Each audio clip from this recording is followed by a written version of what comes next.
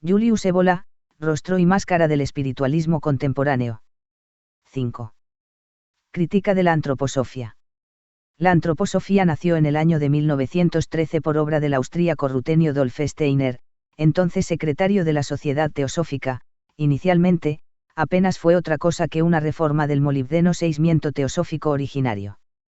Tuvo éxito, sobre todo, en los países germanos, de donde pasó a Francia y a Italia. En Dornach, Suiza, se creó un centro donde se impartían también cursos sobre varias ramas de todo lo que puede saberse desde el punto de vista antroposófico. En realidad, la actividad de Steiner ha sido notable. Se puede decir que no hay una disciplina, desde la medicina a la teología, del arte a la ciencia natural, de la historia a la sociología, de la biología a la cosmología, en las que no haya tratado de decir algo. El número de las conferencias que dictó resulta inverosímil. Por otra parte, Steiner no presenta propiamente las características de un medium o de un desequilibrado. En ciertos aspectos, se puede incluso decir que peca en sentido opuesto, presentantalio las peculiaridades de un espíritu que pretende ser, a toda costa, científico y sistemático balto. Si muchas de entre sus concepciones no son menos fantásticas de las teosóficas, sin embargo, a diferencia de estas, se puede decir con saques peare que hay mucho método en semejante locurradio. Se deben distinguir varios componentes en el fenómeno Steiner. El primero, predominante, pertenece al mismo tronco que ha dado lugar al teosofismo, del que tomó múltiples elementos. Un segundo componente está ligado al cristianismo. Finalmente hay un último factor que parece responder a un elemento positivista, a la exigencia de una ciencia espiritual. Finalmente, el enlace de estos componentes, contenidos a la fuerza en las mallas de hierro de un sistema similar a las filosofías de la naturaleza de los románticos germanos, son las características esenciales de la antroposofía. En muchos puntos particulares de la enseñanza antroposófica, así como en la misma personalidad de Steiner, se tiene el sentido penoso de una dirección recta y limpia, despedazada por improbables y tiránicos flujos visionarios y por irrupciones de complejos colectivos. Steiner es el caso típico, muy instructivo, por lo demás, de lo que puede suceder cuando se penetra por sí mismo, en el mundo de lo suprasensible, sin la conexión con una tradición iniciática regular y sin un carisma protector, por medio de distintas prácticas, cultivando, por ejemplo, el llamado pensamiento separado de los sentidos. En la antroposofía, entendida como concepción del mundo, vemos indudablemente en acción al primero de los componentes indicados arriba. Así volvemos a encontrar las mismas incomprensiones sobre la ley del karma y una transmigración reducida a reencarnación, las mismas supersticiones evolucionistas, los mismos tránsitos a través de planetas que se reencarnan en otros planetas, a través de espíritus, ángeles, razas, cuerpos débiles y no débiles y así sucesivamente, que ya habíamos criticado en el teosofismo. Todo esto se junta también con las mallas de un determinismo historicista providencial. La evolución del mundo es considerada aquí como una ley fatal predeterminada y suprema. Todo hecho, toda formación y toda transformación encuentran en ella su razón de ser y su explicación naturalista y racionalista. El futuro y el pasado se manifiestan sobre la pantalla de la historia como un film, existente ya en todas sus escenas y que puede ser visto mediante la clarividencia antes de ser proyectado. De la misma forma que Hegel desarrolló una historia del mundo por la necesidad intrínseca de la idea, Steiner hace otro tanto. Sin embargo, a diferencia de Hegel, él no ensaya una deducción lógica, sino que nos da una especie de ciencia natural del espíritu, una descripción de meros hechos que se suceden uno tras otro. En virtud de estos hechos, el hombre debería pasar del estado físico y espiritual actual preordinado, a otras formas evolutivas que le esperan en el futuro, y así sucesivamente. Aún menos que en el teosofismo se encuentran aquí huellas de oposición entre historia y superhistoria, entre temporalidad y eternidad, entre el orden natural y el orden sobrenatural. El orden del tiempo domina despóticamente todo. Más aún que los teosofistas, Steiner se las ingenia para encerrar en la historia todo fin del hombre y excluir cualquier posibilidad verdaderamente trascendente, encauzando las energías naturales y extranormales del hombre, mejor dicho, ni siquiera del hombre, sino del colectivo humano, de la humanidad. La sustitución del término antroposofía por teosofía expresa un conocimiento más claro. Las sabidurías superadas enseñan que la verdad no la da el conocimiento, sofía, de lo divino, teos, sino el conocimiento, sofía, del hombre, antropos, de ahí antroposofía, que será en vez del centro, el principio y el fin de la nueva sabiduría anunciada por Steiner.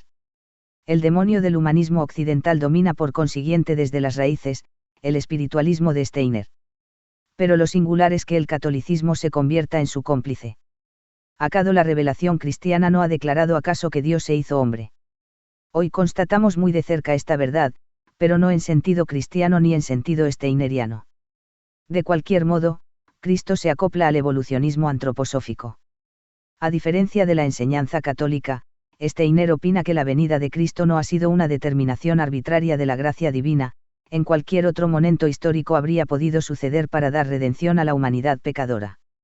El descenso de Cristo, en lugar de suceder en un momento exacto predestinado, corresponde a toda una evolución no solo humana, sino también cósmico-planetaria, mineral, vegetal y animal orientada hacia ella, elaborando lentamente un cuerpo, con sus diferentes componentes sutiles, apto para hacer posible la encarnación de aquel logo solar, es decir, de Cristo. Al suceder esta encarnación, lo divino no está ya fuera del hombre, sino en el hombre mismo, sustituyendo así la antroposofía a la teosofía. De este modo, con la venida de Cristo habría nacido el hombre espiritual. Antes no habría existido más que una espiritualidad impersonal, soñadora, difusa, el hombre era como un medium y tenía fuera de sí, en los dioses, su espiritualidad, e incluso suyo. Hoy la tiene dentro de sí mismo, donde puede tener lugar una autoiniciación, un método autónomo, lúcido, puramente individual de desarrollo interno. De ahí la idea de una iniciación moderna, llamada también rosacruciana, que se contrapondría a todas las precedentes y a la cual la antroposofía querría dirigirse en su aspecto práctico.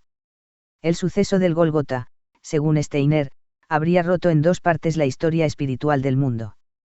Por otra parte, en este terreno la sujeción pasiva a la influencia de las ideas de la creencia cristiana es clara y a este respecto, la antroposofía se encuentra por debajo del teosofismo, que había visto simplemente en Jesús uno de los diferentes grandes iniciados o enviados divinos.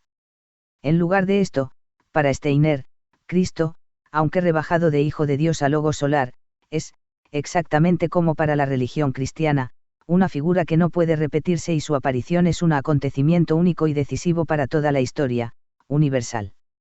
Juzgadas en términos reales, las especulaciones antroposóficas parecen ser construcciones mentales sustancialmente semejantes a aquellas que, a partir de Hegel, la corriente universitaria de la filosofía de la historia ha producido para un mayor embrutecimiento de quien las sigue y las acepta.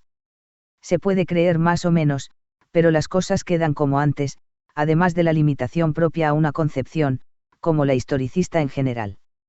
Quien, sin embargo, fuera capaz de realizar una especie de purificación de dichas ideas antroposóficas de la temporalidad histórica, podría lograr algo de valor.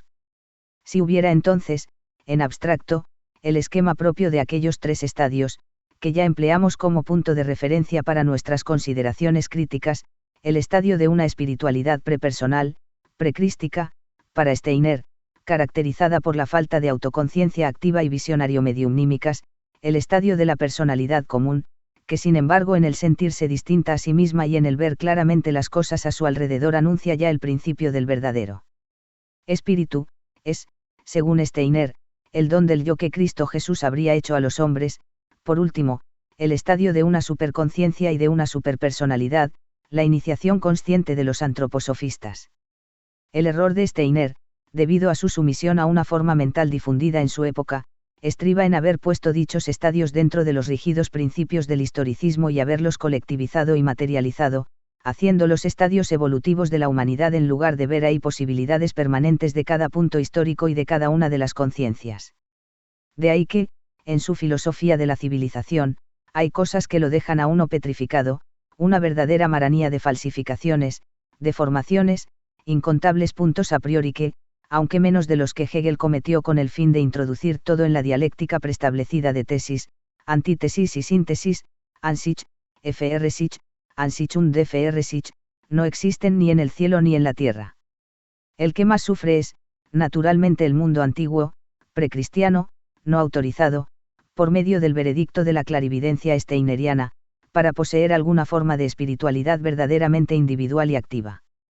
Para aquel mundo, y así también para el Oriente, según Steiner, fue efectivamente negada toda verdadera comprensión, y si alguno lo siguiera, tendría un desconocimiento de fuentes espirituales mucho más grave y sistemático de aquel que se guiara en su existencia por el teosofismo. Es posible separar esta parte averiada del resto de la doctrina antroposófica. No es nada fácil en la persona de la mayoría de sus adeptos. Ellos juran con verba magistri, ay de aquel que osa tocar un solo punto o detalle de la doctrina del maestro. Por otra parte, es natural que, hasta un cierto nivel, se vuelva más cómodo adaptarse a las visiones de la evolución cósmica y de lo demás, que el darse prácticamente a los métodos de la iniciación individual. Pero, doctrinalmente hablando, la separación es factible en el sentido de que se puede reconocer que Steiner ha impartido por doquier enseñanzas prácticas y criterios de separación que son válidos, los cuales, ni son nuevos ni propios solamente del mundo occidental postcristiano, como él supone, y que pueden ser utilizados con plena independencia por los demás, es decir, por la evolución, por la reencarnación del Cristo que ya actúa en nosotros después de haber obrado mágicamente en el alma de la tierra con su sangre derramada en el Gólgota, por los ideales de colectividad mística y del amor inevitable, que aquí se convierte directamente en el objeto del presente ciclo sobre la tierra, y así sucesivamente. También es digno de reconocimiento el hecho de que Steiner añadió métodos basados en una sólida y firme preparación interior, por lo cual no es necesario hacerse demasiadas ilusiones sobre la importancia de ellos en el cuadro de la iniciación individual, es decir, de una autoiniciación, de una vía en la que las simples fuerzas humanas de cada uno serían suficientes y la conexión con una cadena regular u organización para iniciados sería superflua. Steiner comprende y expresa de distinta manera el punto fundamental, refiere, ante todo, que el hombre realice plenamente el poder de la percepción clara y distinta, del pensamiento lógico, de la visión objetiva. Se reconoce la antítesis de la espiritualidad de los iniciados y de la mediumnidad.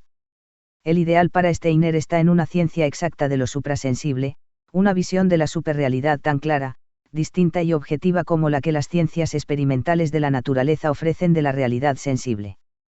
Hay un dicho antroposófico que asegura que la religión debe llegar a ser científica en este sentido de claridad y de conocimiento, mientras que la ciencia debe llegar a ser religiosa, es decir, debe ser capaz de abrazar y de dar en términos de realidad el mismo orden espiritual o divino, que habitualmente es objeto solo de sentimientos devotos, de fórmulas dogmáticas, de confusas experiencias místicas o estáticas. Es justa la exigencia porque no basta un simple trabajo intelectual, sino que es necesario cambiar las propias actitudes y reacciones de la conducta general de vida. En este aspecto, Steiner logra incluso superar al moralismo, reconociendo que el valor de algunos preceptos morales que tienen casi un carácter universal, son solamente instrumentales para el discípulo, son medios para formar objetivamente al hombre interior y a los órganos del conocimiento superior. Si como idea de la ciencia espiritual se puede tributar un reconocimiento positivo a Steiner, como contenido y como ejemplo práctico antroposófico debe pensarse que predica bien pero razona muy mal.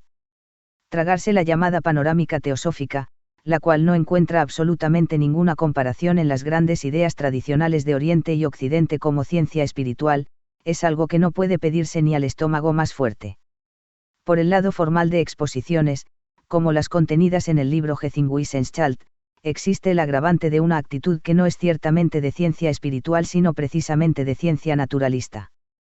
Como ya dijimos, Steiner simplemente narra, da una especie de crónica de una empresa cósmica fabulosa e inspirada, exactamente como un físico expondría las fases de la evolución material de los planetas.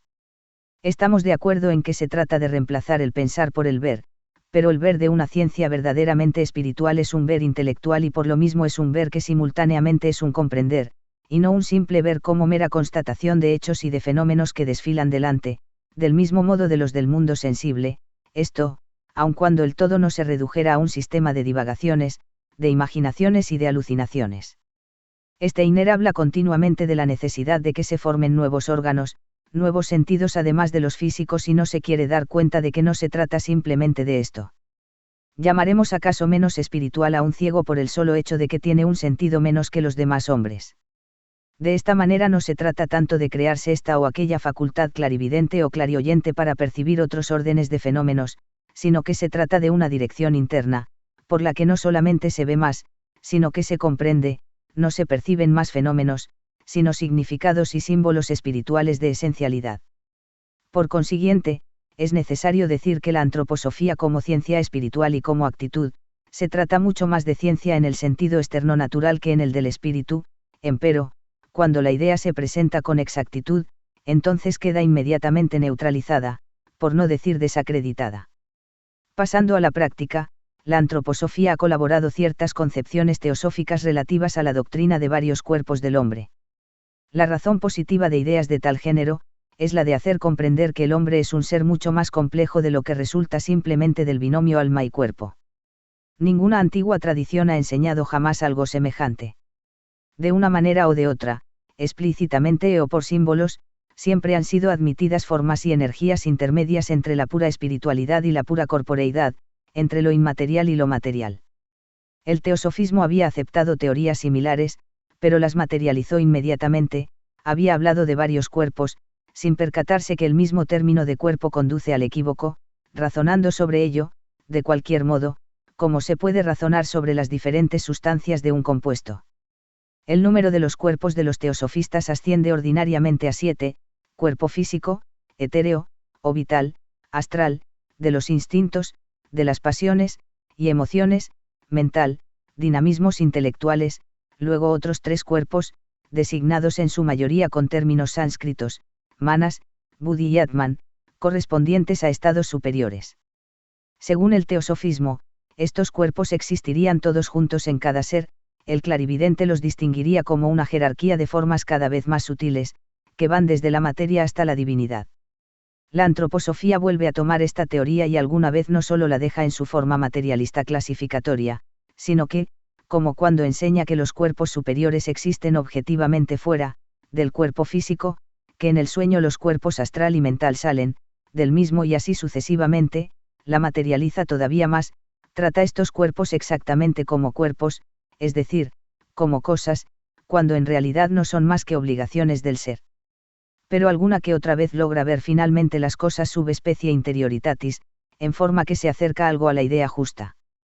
Como punto de referencia se coloca el yo completo de un hombre moderno normal, que haya llegado a poseer y controlar conscientemente todos los procesos mentales, cuerpo mental.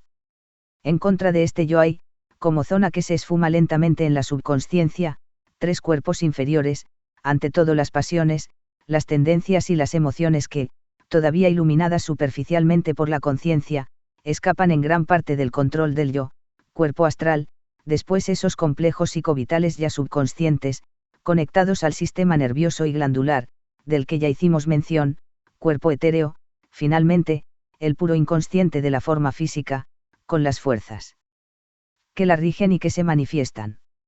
Este es el dato correcto. El primer desarrollo razonable de la visión antroposófica se pone en juego en relación a estos 3 cuerpos inferiores, astral, etéreo y físico, con 3 estados, fantasía, sueño y muerte aparente. El segundo desarrollo es la relación de los 3 cuerpos superiores, los designados con términos sánscritos, con los 3 deberes y conquistas espirituales que el discípulo oculto puede proponerse en relación precisamente con los 3 estados de conciencia reducida a la razón, a los que se ha hecho corresponder los 3 cuerpos inferiores. En otras palabras, el discípulo oculto puede proponerse alcanzar una autoconsciencia y un dominio directo no solamente en el orden de sus pensamientos, cuerpo mental, sino también en el de su vida emotiva e instintiva, de sus energías vitales y de las mismas potencias que están detrás de los procesos bioquímicos y físicos de su cuerpo. Los 3 estados de iluminación espiritual y de superconciencia que permitieran eso, no serían otra cosa que estos 3 estados, los 3 cuerpos superiores, de los que se habla en las doctrinas tan mal divulgadas por los teosofistas. Tales cuerpos estarían, pues, en relación con aquella destrucción del inconsciente, de la que hablamos a propósito de la crítica del psicoanálisis. Semejante análisis tiene el mérito de desmaterializar un tanto y de indicar, al mismo tiempo, como esquema, las etapas objetivas del camino de la realización trascendente. La distancia que separa estos límites resulta muy clara y, desde luego, se halla muy lejos de estar limpia de escorias, las del psicoanálisis y de las búsquedas psíquicas. Y se puede también precisar el significado y la importancia del problema planteado en los términos arriba señalados. Hemos dicho que el yo, del cual el hombre moderno común puede hablar concretamente refiriéndose a un dato inmediato de la conciencia, no es ni el alma como sustancia simple e incorpórea de los filósofos escolásticos, ni el TM incorruptible del Vedanta. En cambio, es la unidad funcional de un conjunto de procesos psíquicos, de tendencias, hábitos, recuerdos y así sucesivamente, más o menos en poder de otras funciones y fuerzas sobre las que se puede poco, porque de ningún modo, la conciencia común y la voluntad podrían alcanzarlas. El cuerpo contiene estas fuerzas, al mismo tiempo, da al alma una base para el sentido de su unidad personal, que así condiciona. Cuando esta personalidad está corporalmente condicionada y se tiene a la vista, podríamos decir que, en cierto modo, el alma, aun no siendo producida solo de eso, nace y muere con el cuerpo. Ahora bien, admitamos como posible el proceso antes expuesto, que va de grado en grado para abajo hacia lo corpóreo, la autoconciencia y la posesión. Es evidente que con un proceso semejante el yo controlaría las mismas condiciones físicas y vitales de la personalidad. Es el mismo proceso de la exploración y del dominio de los estratos profundos del ser, sobre el cual se ha hablado a propósito del psicoanálisis y al que en el simbolismo hermético corresponde la siguiente fórmula: visita interior a terrae rectificando invenies occultum lapidem veram medicinam, internate en las profundidades de la tierra, modificando la piedra oculta y encontrarás la verdadera medicina. Si la antroposofía, por una parte, evoca de nuevo las ideas de una sabiduría antigua, por otra parece casi arrepentirse y vuelve a sus obsesiones evolucionistas. Baste solamente indicar que los tres cuerpos superiores, en lugar de ser entendidos como estados sin límite de tiempo, sobre lo histórico, a los que solo se les puede mirar excepcionalmente, se convierten en tres conquistas que toda la humanidad, guiada debidamente por arcángeles y otros seres del género, realizará en el tiempo en tres futuros planetas, que reemplazarán al actual como reencarnaciones del alma de la Tierra. Pero esto no basta. En un punto de su libro Iniciación Steiner declara que en su desarrollo espiritual el discípulo oculto se encontrará frente a una alternativa: se presentaría la posibilidad de poner las facultades adquiridas al servicio de la evolución de la humanidad o bien de retirarse a mundos trascendentes. Para Steiner, aquellos que se deciden por la segunda alternativa pertenecen más o menos a una logia negra y nunca un verdadero iniciado tendrá que hacer algo con ellos. Esto es, una vez más, un índice claro del nivel intelectual de corrientes semejantes. Ni siquiera se tiene una sospecha de que también ser indulgente con preocupaciones altruistas del género y dedicarse a hacer algo por la humanidad, no sean los únicos modos de ayudar, que, quien realiza en verdad estados trascendentes y los hace residencia fija se transforma por esto mismo en un poderoso horno de energías mucho más eficaces que las de los imaginarios iniciados antroposofistas y rosacrucianos que renuncian y se dedican al servicio de la humanidad. Pero una vez más es el error evolucionista el que constituye la piedra de comparación de la insensibilidad metafísica con la falta de un verdadero sentido de lo sobrenatural y eterno. La enseñanza tradicional no ha conocido jamás algo semejante. Nosotros mismos hemos conocido discípulos de Steiner quienes, en relación con todo el sistema, tienen la desvergüenza de preguntar quién nos dijo que su maestro no vio más a fondo que todos los grandes iniciados que lo precedieron, así como otro de sus secuaces ha dado a conocer sus elucubraciones parasteinerianas como algo que va más allá del yoga, del zen de la tradición, hasta tal punto llega la infatuación antropofósica. Sobre el tema específico, más allá de toda evolución, según la enseñanza tradicional, está un caso cíclico, la teoría hindú del kalpa, la clásica de los años cósmicos o de los eones. La concepción cíclica es la más cercana a la suprema porque, como ya fue puesto de relieve por Platón, Plotino y Proclo, en el decurso cíclico el tiempo se vuelve una especie de imagen y de símbolo de la eternidad para quienes, en la jerarquía de los grados del conocimiento, dicha concepción es el último límite que separa de la destrucción del espejismo cósmico y de la realización del orden absolutamente supratemporal. Puede decirse que lo extraordinario está ligado incluso materialmente a la ley cíclica, en una especie de eterno retorno, que sin embargo, no tiene nada que ver con la reencarnación hasta que no sea capaz de este salto, identificado con el despertar y la gran liberación, la cual se encuentra en una dirección perpendicular, vertical, respecto a la horizontal de toda temporalidad y de toda causa. ¿Qué decir frente a semejantes horizontes, de las extravagancias del evolucionismo y del desarrollo de la humanidad? Bastarán estos datos para formarse una idea conjunta de la inclinación y de la naturaleza de la antroposofía. Mucho más que en las otras corrientes ya consideradas en esta hay una parte esencial que es solamente construcción personal de su fundador, sobre la cual, como ya se ha dicho, han actuado visiblemente motivos propios a la mentalidad occidental, el mito cristiano, una actitud a pesar de todo naturalista, proveniente de la ciencia de la naturaleza, el evolucionismo relaborado en una filosofía de la historia, una sistemática racionalista. Acerca de los panoramas extravagantes de la reencarnación, de la antropogénesis y de la cosmogénesis de Steiner, en gran parte nos remiten al teosofismo, de donde Steiner los ha vuelto a tomar, no obstante que él hace referencia a una clarividencia personal. Así se revela el contagio de las mismas influencias que han constituido ni más ni menos los acontecimientos e intrigas ocultos del teosofismo. La exigencia de una ciencia de lo suprasensible, entendida sin embargo, a nivel de la gnosis, y de un método consciente opuesto al misticismo y a la mediumnidad debería juzgarse en términos positivos, pero como ya se ha visto, prácticamente ha quedado en el estado de exigencia.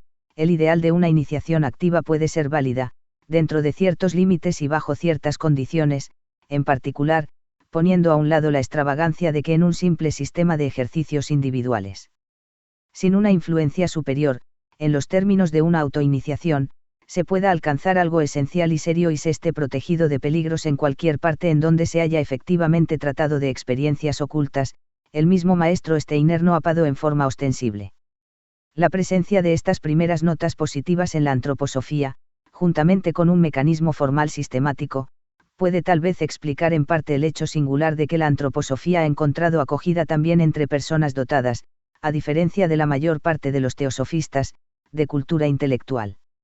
Hemos dicho, sin embargo, en parte, porque permanece incomprensible que hayan considerado evidentemente como inexistentes en el steinerismo verdaderos desatinos que se palpan con la mano y un fondo de fantasías delirantes y que, inseparables del conjunto, deberían bastar para rechazarlo con toda decisión y a pesar de todo. Ellos también deben estar sojuzgados a sugestiones particulares, generadores de algo semejante a la vertiginosidad intelectual de las manchas en el campo visual que impiden patológicamente la percepción de una parte de éste.